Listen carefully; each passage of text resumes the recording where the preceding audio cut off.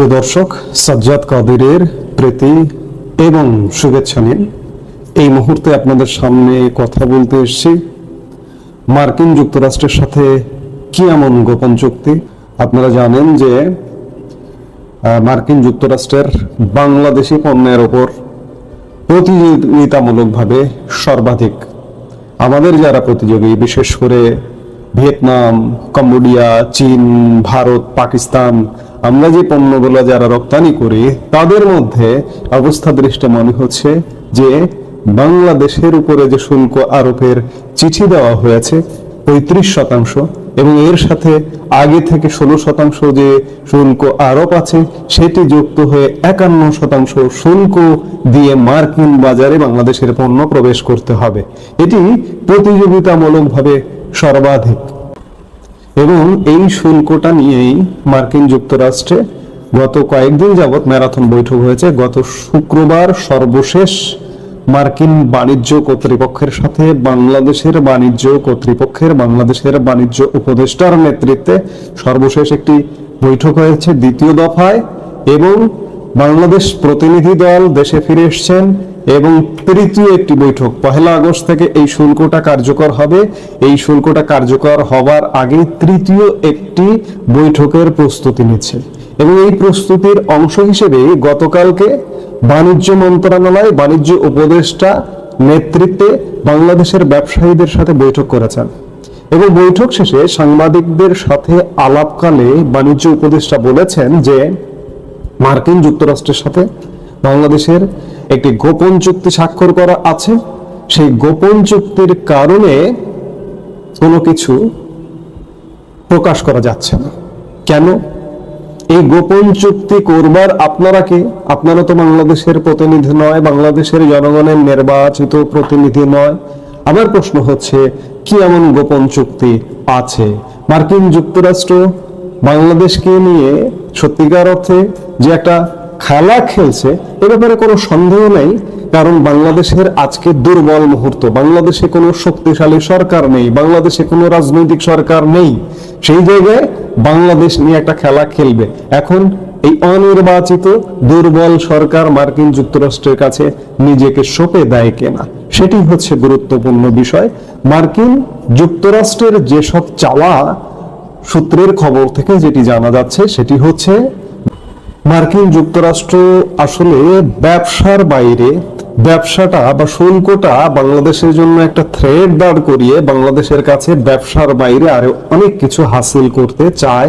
সেটি হচ্ছে যুক্তরাষ্ট্র একটি ফ্রেমওয়ার্ক চুক্তি চায় মূলত, যার মধ্যে নিরাপত্তা ইস্যু থাকবে। এর মানে দাঁড়ায় যে তারা শুধু বাণিজ্য নয়, বৃহত্তর কৌশলগত ক্ষেত্রে ঢাকার সঙ্গে সম্পৃক্ত হতে চায়। এর মূল উদ্দেশ্য বাংলাদেশ যেন চীনের দিকে অতিরিক্ত না ঝোঁকে। যুক্তরাষ্ট্রের সঙ্গে আলোচনা শুধু বাণিজ্য নিয়ে সীমাবদ্ধ নয়, বিস্তৃত কৌশলগত সম্পর্কের বিষয়েও রয়েছে। সূত্র আরো জানায় যে যুক্তরাষ্ট্র চায় বাংলাদেশ যেন তার ইন্দো প্যাসিফিক স্ট্র্যাটেজির পক্ষে থাকে। এটি যুক্তরাষ্ট্রের একটি বিস্তৃত কৌশল, যার লক্ষ্য হচ্ছে পুরো অঞ্চলে অর্থনৈতিক ও নিরাপত্তা সহযোগিতা জোরদার করে চীনের প্রভাব মোকাবেলা করা। শুল্ক আলোচনার সময় যুক্তরাষ্ট্রের পক্ষ থেকে বাংলাদেশে চীনের বাড়তে থাকা ব্যবসা বিনিয়োগ নিয়ে উদ্বেগ প্রকাশ করা হয়। দেশটি চায় বাংলাদেশ চীনের সঙ্গে বাণিজ্য ও বিনিয়োগ উৎসাহিত না করুক।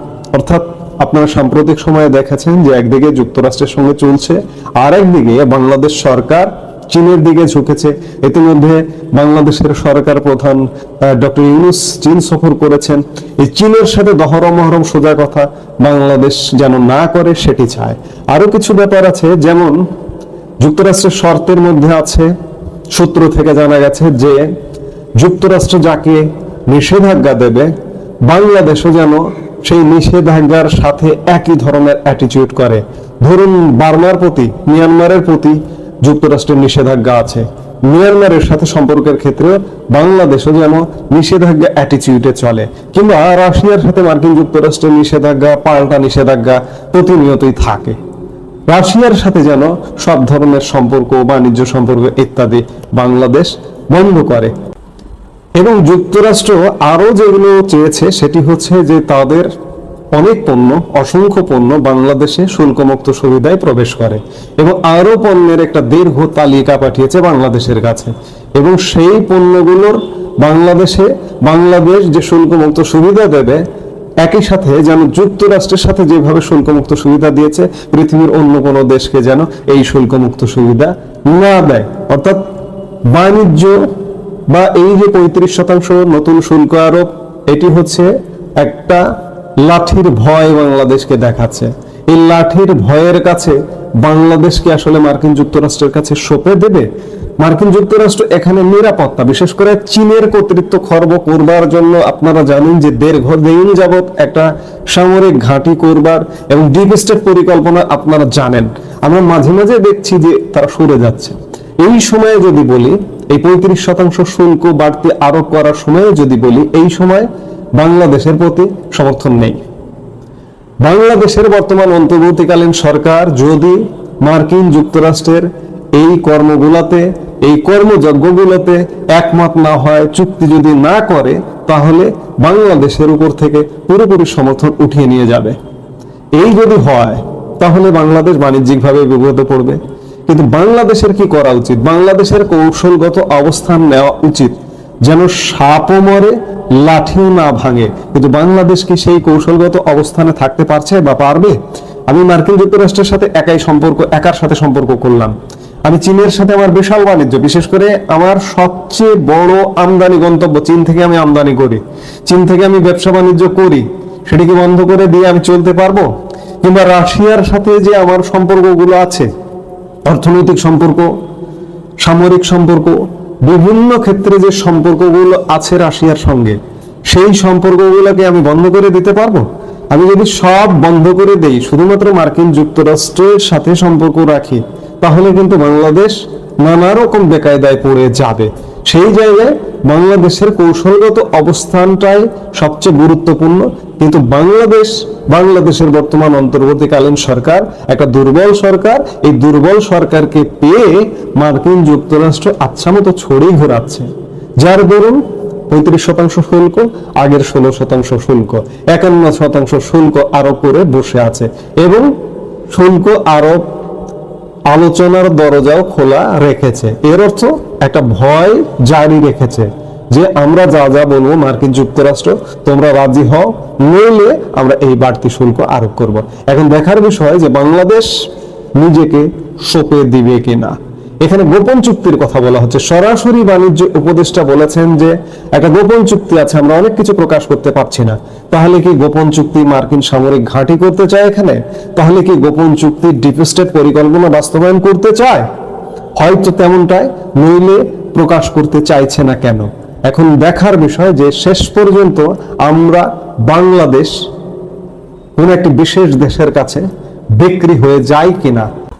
খুব বেশি ভয় এবং খুব বেশি শঙ্কার যথেষ্ট কারণ আছে যে বাংলাদেশে এই মুহূর্তে একটি দুর্বল এবং মেরুদণ্ডহীন সরকার অবস্থান করছে। এই সরকার দেশের স্বার্থ বিরোধী যে কোনো ঘটনা ঘটিয়ে ফেলতে পারে।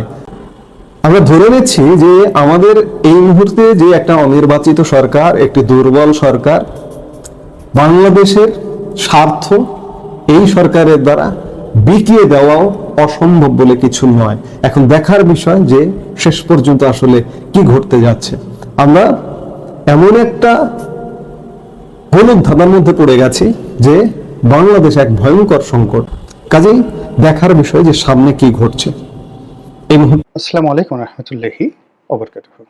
সম্মানিত দর্শক, সাম্প্রতিক সময়ে কতগুলো ঘটনা ঘটছে যা বাংলাদেশে কেউ কখনো কল্পনা করেনি। যেমন ধরুন, আওয়ামী লীগ জমানার সেই শেষের 7-8 বছর সবাই আশঙ্কা করেছিল যে আওয়ামী লীগের যখন পতন হবে তখন বাংলাদেশের পথে ঘাটে বঙ্গবন্ধুর যে মুরালগুলো রয়েছে এগুলো ভাঙা হবে। এটি কিন্তু অনেক আগের থেকে, অর্থাৎ 2019-20 সন থেকে কিন্তু এই ধরনের কথা মানুষের মুখে মুখে প্রচারিত হয়ে যাচ্ছে। তখন থেকে বলা হচ্ছিল যে শেখ হাসিনা যেভাবে বঙ্গবন্ধুকে ওন করছে এবং যেভাবে বাড়াবাড়ি করছে, তাতে করে মুক্তিযুদ্ধের ইতিহাস, বঙ্গবন্ধুর ইতিহাস এবং আওয়ামী লীগের ইতিহাস নিয়ে টানাটানি হবে। এই কথাগুলো কিন্তু মানুষের মুখে মুখে ফিরেছে। ফলে যখন 5ই আগস্টের পরে বঙ্গবন্ধুর যে মুরালগুলো ভাঙা হলো, তারপরে শেষে তার ছবির সঙ্গে অবমাননা করা হলো, আরও অনেক কিছু হলো। এটা অনেকের কষ্ট লেগেছে, কিন্তু এগুলো যেহেতু আলোচনা হয়েছে, সেই আলোচনা হওয়ার কারণে মানুষ অনেকে বলেছে না এরকম একটা হবে, আমরা তো সেটা জানতামই। কিন্তু শহীদ প্রেসিডেন্ট জিয়াউর রহমান, তাকে নিয়ে কিন্তু আওয়ামী লীগ অনেক বিতর্ক করার চেষ্টা করেছে। এটা পলিটিক্যাল ঈর্ষার কারণে। এর কারণ হলো যে তিনি রাষ্ট্রনায়ক হিসেবে যে সফলতা দেখিয়েছেন, ওই সফলতা বাংলাদেশে একটা মাইলস্টোন হয়ে আছে।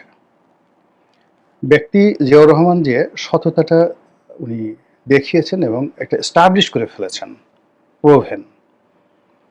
উনি মিতব্যয়ী ছিলেন, মৃদুভাষী ছিলেন, খুব যাকে বলা হয় রাষ্ট্রনায়কোচিত তার যেটা অ্যাটিটিউড সেটা ছিল। পরিবারের ভিতরে এবং বাইরে তিনি দুর্নীতিটিকে শক্ত হাতে নিয়ন্ত্রণ তিনি করেছেন। তার স্ত্রী, তার সন্তান, শালা, চাচাতো ভাই, ব্রাদার থেকে শুরু করে কারোকেই তিনি রাষ্ট্রীয় কর্মে অন্তর্ভুক্ত হতে দেননি। ফলে কি হলো যে রাষ্ট্রনায়ক হিসেবে তার যে একটা সফলতা, এটা একটা মাইলস্টোন, মাইল ফলক হিসেবে এটা দাঁড়িয়ে গেছে বাংলাদেশের ইতিহাসে। এবং এর সঙ্গে দ্বিতীয় যুক্ত হয়েছে তিনি একটা রাজনৈতিক দল করতে পেরেছেন। এবং সেই রাজনৈতিক দলটি বাংলাদেশে কখনো ১ নম্বর, কখনো ২ নম্বর, মানে আওয়ামী লীগের সঙ্গে তুলনীয় একমাত্র রাজনৈতিক দল। এরশাদ সাহেব দীর্ঘদিন ক্ষমতায় ছিলেন, কিন্তু জাতীয় পার্টিকে তিনি বিএনপির মতো তিনি করতে পারেননি। তো একটা দল প্রতিষ্ঠা করা একক কর্তৃত্বে, এটা আওয়ামী লীগের জন্য আসলে হিংসার বিষয়। কেন হিংসার বিষয়? বঙ্গবন্ধুর কথা যদি আপনি বলেন, তাহলে আওয়ামী লীগের প্রতিষ্ঠার জন্য বঙ্গবন্ধুকে একক কৃতিত্ব কেউ দিবেন না। এখানে বলবেন প্রতিষ্ঠা করেছেন মাওলানা ভাসানী, তারপরে বলবেন যে যখন আওয়ামী লীগের জেনারেল সেক্রেটারি শামসুল হক সাহেব ছিলেন, তখন তো বঙ্গবন্ধু একেবারেই ছাত্রনেতা। এরপর মাওলানা আব্দুল হামিদ খান ভাসানীর পরে এই দলের নেতৃত্বে চলে আসে হোসেন শহীদ সরওয়ার্দীর হাতে, এবং হোসেন শহীদ সরওয়ার্দী না হলে পাকিস্তান জমানাতে আওয়ামী লীগের কোনো অস্তিত্বই থাকতো না।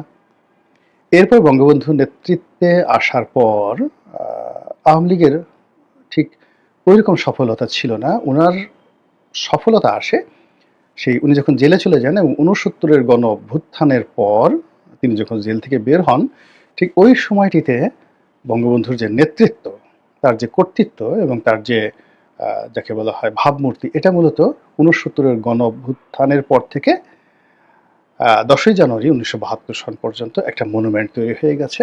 আজকে বঙ্গবন্ধু বলতে যে বিশালত্ব, আর ৬৮ থেকে ৪৭ পর্যন্ত আমরা যে ইতিহাসগুলি, বঙ্গবন্ধুর ইতিহাস, এটার একটা ধারাবাহিকতা। জেল খাটছেন, জুলুম করছেন, কিন্তু অ্যাজ এ স্টার এবং অ্যাজ এ সান, রাজনীতির মাঠে একটা সূর্য হিসেবে তার যে ভূমিকা, সেটা ৬৯-এর গণ অভ্যুত্থান থেকে ১৯৭২ সনের ১০ই জানুয়ারি উনি যখন জেল থেকে বেরোলেন। তো এই সময়ের মধ্যে বেশিরভাগ সময় তিনি জেলে ছিলেন। ৬৯-এর গণ অভ্যুত্থানের সময় তিনি জেলে ছিলেন, আর মুক্তিযুদ্ধের সময় তিনি জেলে ছিলেন, কিন্তু নেতৃত্বটা পুরোটা তার নামে চলে আসে। কিন্তু জিয়াউর রহমানকে যদি আপনি বিএনপির প্রতিষ্ঠাতা ধরেন, তাহলে তাকে বলতে হবে একক প্রতিষ্ঠাতা, ওয়ান ম্যান ওয়ান নেম। কিন্তু আওয়ামী লীগের প্রতিষ্ঠাতাদের মধ্যে যদি ১০ জনকে ধরা হয়, তাহলে Bangabandhu one of the 10th। এই গেল দ্বিতীয়। তৃতীয় যে বিষয়টি, সেটি হলো রাষ্ট্রনায়ক হিসেবে বঙ্গবন্ধুর যে বিতর্ক, ব্যর্থতা, এটি তাকে তাড়া করে, আওয়ামী লীগকে তাড়া করে। কিন্তু সেই জায়গাটাতে জিয়াউর রহমান সাহেবের যে সফলতা, এটি আওয়ামী লীগকে ঈর্ষান্বিত করে, এবং সেই কারণে আওয়ামী লীগ সবসময় পলিটিক্যালি চেষ্টা করেছে বা করে, আগামীতেও করবে, জিয়াউর রহমানকে ছোট করা। আরেকটা বিষয় সবচেয়ে যেটা আওয়ামী লীগের জন্য মানে যাকে বলা হয় হিংসার বিষয়, সেটা হলো আওয়ামী লীগ যেটাকে ক্যাপিটালাইজ করে, সেটা হলো মুক্তিযুদ্ধ। তো সেই মুক্তিযুদ্ধে রণাঙ্গনে যুদ্ধ করেছে, অস্ত্র হাতে যুদ্ধ করেছে, এইরকম লোকের সংখ্যা আওয়ামী লীগে যা, তার চেয়ে বেশি বিএনপিতে। আর যেহেতু জিয়াউর রহমান সাহেব একেবারে সরাসরি মুক্তিযুদ্ধের একটা সেক্টর কমান্ডার ছিলেন, এবং তার নিজের নামে জেড ফোর্স নামে একটা ফোর্স ছিল, এই দুটো। আর ৩ নম্বর হলো তিনি অন বিহাফ অফ বঙ্গবন্ধু, কিন্তু তিনি মুক্তিযুদ্ধের এই ঘোষণাটি পাঠ করেছিলেন, দিয়েছিলেন, বিএনপিটা বলতে চাচ্ছে যে তিনিই মুক্তিযুদ্ধের ঘোষণা দিয়েছেন এবং এটা পার্টলি সত্য। ওই সময়টিতে আসলে তিনি একজন মেজর, একেবারে তরুণ। এত রাজনৈতিক, বঙ্গবন্ধু, মানে জাতীয়তাবাদ এত কিছু চিন্তা করার সময় ছিল না যুদ্ধের মুহূর্তে। তিনি রিভোল্ট করেছেন। রিভোল্ট করেছেন। সেই রিভোল্ট করার পর তার তো একেবারে মৃত্যু, অবধারিত মৃত্যু। ফলে তিনি যে ঘোষণাটা দিয়েছিলেন ১ম দফাতে, ওখানে তিনি অ্যাজ এ প্রেসিডেন্ট হিসেবে, অ্যাজ এ সর্বাধিনায়ক নায়ক হিসাবে তিনি দিয়েছেন। পরবর্তীতে সবার পরামর্শে তিনি on behalf of great leader Bangabandhu দিয়েছেন। এখন এই জিনিসটা তো দুটো পার্ট রয়েছে। একটা হলো ১ম পার্টে তিনি দিয়েছেন একেবারে প্রেসিডেন্ট হিসেবে, দ্বিতীয় পার্টে তিনি বঙ্গবন্ধুর পক্ষে তিনি এই ভাষণটি দিয়েছেন। এই ইতিহাসটা কিন্তু মোছা যাচ্ছে না। তো মুছতে না পারার কারণ কি হচ্ছে, সঙ্গতির কারণে আওয়ামী লীগ বিএনপিকে ঈর্ষা করে এবং ঈর্ষা করে বিএনপিকে, জিয়াউর রহমানকে ছোট করার তারা চেষ্টা করে। কিন্তু জিয়াউর রহমানকে সরাসরি অবমাননা করা, এটা আওয়ামী লীগ কখনো সাহস পায়নি। একটা সময় জিয়াউর রহমানের এই ঢাকাতে যে চন্দ্রিমা উদ্যানে তার যে কবর রয়েছে, শেখ হাসিনা বলার চেষ্টা করলেন, সংসদে প্রচুর আলোচনা হলো যে এর মধ্যে কোনো লাশ নেই, কিছু নেই, ফলে এই কবর সরিয়ে ফেলা হবে। কিন্তু তারা সাহস পায়নি, তারা এটা করতে চায়নি। এবং দেখেন প্রকৃতি কি নির্মম, যদি সেই কাজটি আওয়ামী লীগ করতো, আজ কিন্তু বঙ্গবন্ধুর লাশটাও কিন্তু টুঙ্গিপাড়াতে থাকতো না। এনিওয়ে, তো যাই হোক, যেটা বলছিলাম যে রাজনৈতিক ঈর্ষার বশবর্তী হয়ে আওয়ামী লীগ জিয়াউর রহমান সাহেবকে সমালোচনা করেছে, তার বিরুদ্ধে নানা রকম মিথ্যা আরোপ করেছে, কিন্তু তাকে ঠিক ওইভাবে ফিজিক্যালি, মেন্টালি অপমান বা অবমাননা করেনি, যেটি এই 11 মাসে যেটা হওয়ার কথা না। এখন দেশ যত পলিটিক্যাল যে ফোর্স রয়েছে, এটা বিএনপির হাতে। তো বিএনপির হাতে political force, political prospect and aspect বিএনপির পক্ষে। আগামীতে ইলেকশন হলে বিএনপি ক্ষমতায় আসবে। তো ঠিক সেই সময়টিতে প্রেসিডেন্ট জিয়াউর রহমানের ছবি অপমান করা, জুতো দিয়ে পাড়ানো, তার মুরালগুলো ভাঙা, এটা কিসের আলামত? এটা তো বিএনপির জন্য কেয়ামতের আলামত। কারাই কাজ করছে, কেন করছে, এটা বুঝতে হবে। এর মধ্যে কিসের ইঙ্গিত, কি সর্বনাশের বাতাস এখানে প্রবাহিত হচ্ছে? বিএনপির জীবনে তো এই ঘটনা কখনোই ঘটেনি। এবং জিয়াউর রহমানকে নিয়ে মানে ইবলিসও কখনো এরকম চিন্তা করার সাহস পাবে না। একটা মানুষ, তার যার সততা, মানে পদ্মা মেঘনা যমুনাতে প্রবাহমান, যার সততা টেকনাফ থেকে তেঁতুলিয়া পর্যন্ত বাংলাদেশের প্রত্যেকটি ইঞ্চি জায়গা স্বীকার করে যে না, বাংলাদেশে একজন রাষ্ট্রনায়ক এসেছিলেন যিনি চিন্তা চেতনায় একের পরিপূর্ণভাবে সৎ ছিলেন। তার ছবি কেন এখানে অপমানিত হবে? এই বিষয়টা বিএনপিকে চিন্তা করতে হবে এবং অত্যন্ত শক্ত হাতে, সর্বশক্তি দিয়ে যদি বিএনপি এটি মোকাবেলা করতে না পারে, বিএনপি রাজনীতি জাতীয় পার্টির মতো হয়ে যাবে অথবা ভাসানী ন্যাপের মতো হবে। এই গেল এক। 2 নম্বর হলো যে এই সময়টিতে যখন বিএনপির সূর্য, সৌভাগ্যের সূর্য মধ্য গগনে, যখন তারেক রহমান সাহেবকে বলা হচ্ছে তিনি দেশ নায়ক এবং দেশের নায়ক, hero, the hero of the land, বলা হচ্ছে তারেক রহমান ভবিষ্যৎ প্রধানমন্ত্রী, সরকার প্রধান অথবা রাষ্ট্রপ্রধান। বলা হচ্ছে যে তারেক রহমান এরকম একটা লিগ্যাসি ধারণ করেন যেটা বাংলাদেশে এই মুহূর্তে তার সমপর্যায়ের কেউ নেই। অর্থাৎ তার মা 3 বারের প্রধানমন্ত্রী, তার বাবা রাষ্ট্রপতি, তার বাবা মুক্তিযোদ্ধা, সেক্টর কমান্ডার, সেনাপ্রধান, তারপরে তার শ্বশুর নৌবাহিনী প্রধান, ইত্যাদি নানা রকম লিগেসি, মানে ঐতিহ্য, ভালো দিক তার নামের সাথে আছে, তার বংশের সাথে আছে, তার রক্তের সাথে আছে। তার বংশ, মানে তার নানার বংশ, তার দাদার বংশ বাংলাদেশের প্রেক্ষাপটে ঐতিহ্যবাহী বংশ। তার দাদা পাকিস্তান সরকারের প্রধান বৈজ্ঞানিক কর্মকর্তা ছিলেন, সায়েন্টিস্ট ছিলেন এবং কালি বিশেষজ্ঞ ছিলেন। তো জানাতেন বিষয় নয়। তার বাবা মার যে বিয়ে হয়েছিল সেটা পাকিস্তান জামানাতে একটা 5 স্টার হোটেলে, আজকে যেটা ইন্টারকন্টিনেন্টাল, সেই ইন্টারকন্টিনেন্টালে সেই পাকিস্তান জামানাতে তাদের বিয়ে হয়েছিল। আপনি চিন্তা করেন এখনও ঢাকা শহরে কয়টা বিয়ে 5 স্টার হোটেলে হয়। তো সেই পরিবারের সন্তান তারেক রহমান সাহেব। তো তাকে নিয়ে এখন এমন সব আলোচনা হচ্ছে, এমন সব গালাগাল হচ্ছে, যে গালাগাল আসলে আমরা এই ১ মাস ২ মাস আগে কল্পনাও করতে পারতাম না। যিনি দেশনায়ক, যিনি শহীদ প্রেসিডেন্ট জিয়াউর রহমানের ছেলে, যিনি বেগম খালেদা জিয়ার গর্ভজাত সন্তান।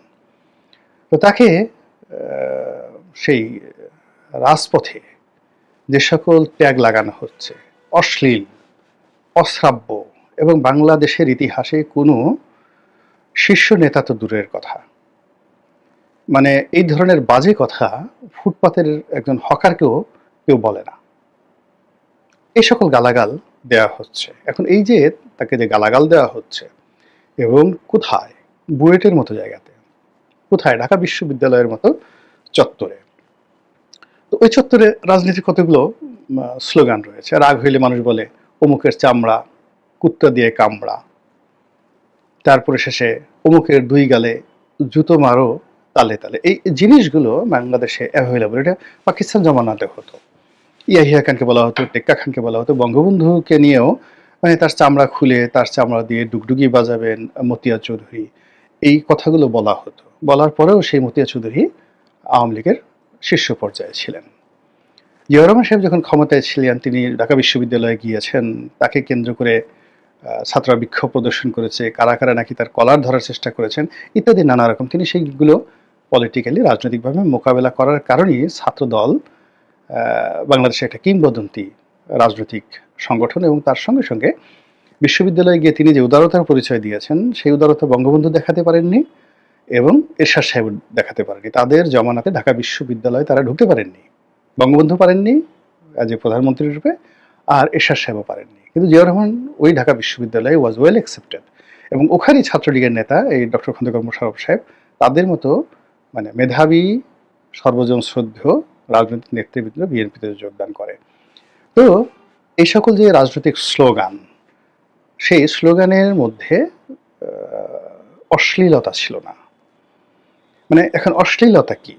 অশ্লীলতা হলো যে জিনিসগুলো ঢেকে রাখে সেই জিনিসগুলো, যেমন দেখা গেল যে কারো কুশপুত্তলিকা দাহ করা হয়, তারপরে কারো গলায় জুতার মালা পরানো হয়, তারপরে জুতো মারা হয়। কিন্তু অশ্লীলতা যে জিনিসটি সেই জিনিসটি হলো যে একেবারে কাউকে উলঙ্গ করে ফেলা হলো, তাকে কাপড় খুলে ফেলা, কুশপুত্তলিকার কাপড় খুলে ফেলা হলো, তার লজ্জাস্থানে আপনি ইচ্ছামতো খোঁচা দিলেন, তারপরে এমন সব শব্দ ব্যবহার করলেন, গুপ্ত অঙ্গকে নিয়ে বিভিন্ন রকম কথাবার্তা বললেন। এই জিনিসগুলো রাজনীতির মধ্যে অতীতে কখনো হয়নি। এমনকি এরশাদ সাহেবকে নিয়েও সেই যে যখন স্বৈরাচার বিরোধী আন্দোলন তুঙ্গে তখন তার কোনো উলঙ্গ করা ছবি হয়নি, বা এরশাদ সাহেবের কে মানে কোনো একটা দেখা গেল যে এরশাদ সাহেবের সঙ্গে বলা হয়েছে যে তাকে দাতাল শুয়োর বলা হয়েছে, কিন্তু তাকে শুয়োরের লিঙ্গ বলা হয়নি, তাকে কখনো শুয়োরের মলদার বলা হয়নি। তাকে নিয়ে কবিতা রচনা করা হয়েছে যে সব শালা কবি হতে চায়, বিখ্যাত কবিতা। কিন্তু সেখানে অশ্লীলতা ছিল না, ক্রোধ ছিল, ক্ষোভ ছিল।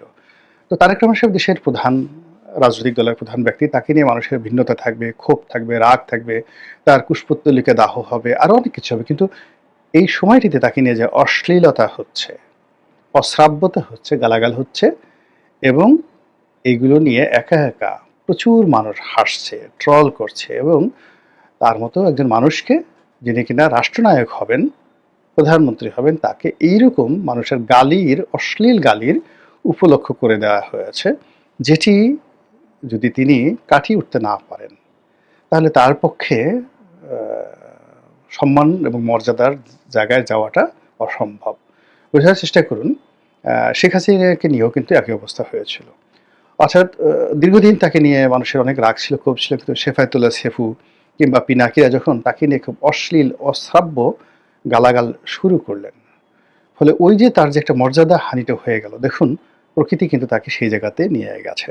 তো কাজেই রাজনৈতিক নেতৃবৃন্দ হতে পারে তাদের সম্পর্কে অনেক, এখন এই ধরনের গালাগাল তো মির্জা আব্বাসকে নিয়ে হচ্ছে না, এই ধরনের গালাগাল তো আফরোজা আব্বাসকে নিয়ে হচ্ছে না, মির্জা ফখরুল সাহেবকে নিয়ে হচ্ছে না, এই সকল গালাগাল তো বাবু গয়েশ্বরকে নিয়ে হচ্ছে না, এমনকি রুহুল কবির রিজভী সাহেবকে নিয়ে হচ্ছে না।